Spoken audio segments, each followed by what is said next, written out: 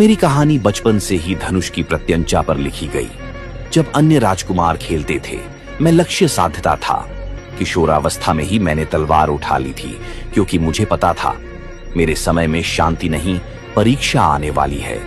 मेरे जीवन की शुरुआत ही संघर्ष से हुई। चारों ओर राजपूत राजा थे, कहीं मित्र, कहीं प्रतिद्वंद्वी। बुंदेलखंड के चंदेलों से युद्ध हुआ।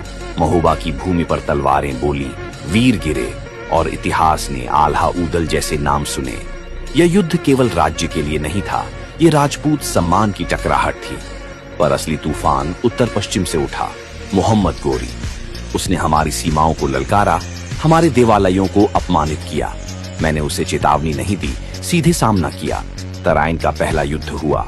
रणभूमि कांप उठी। मेरे हाथी आगे बढ़े, मेरी सेना टूट कर गिरी और गोरी पराजित हुआ। वह भागा और उस दिन मैंने जाना कि आक्रमणकारी को हराया जा सकता है।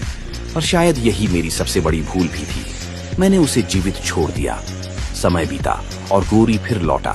इस बार वह चालाक था, तैयार था, और मैं अभी भी वीर था, पर राजनीति में उतना निर्दयी नहीं। तराइन का दूसरा युद्ध हुआ। धूल, रक्त, चीखें, सब एक साथ। मेरे वीर एक एक कर गिरते गए। अंततः मैं बंदी बना लिया गया। मेरी आंखों की ज्योति छीन ली गई, पर मेरे आत्मसम्मान को नहीं। मैं महाराजाधिराज पृथ्वीराज चौहान हूँ, और मैंने दिल्ली में कैला राय पिथौरा का विस्तार कराया। अजमेर के तरागढ़ दुर्ग को सुदृढ़ किया। अजमेर दिल्ली मार्ग पर सैन्य चौकियां बनवाई।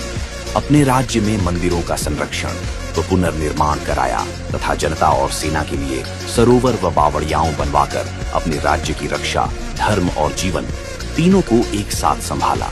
वीर वह नहीं जो केवल युद्ध जीते, बल्कि वह है जो कठिन परिस्थितियों में भी अपने धर्म, स्वाभिमान और कर्तव्य से समझौता न करे। हार शरीर की हो सकती है, पर जो आत्मा को न झुकने दे, वही युगों तक जीवित रहता है।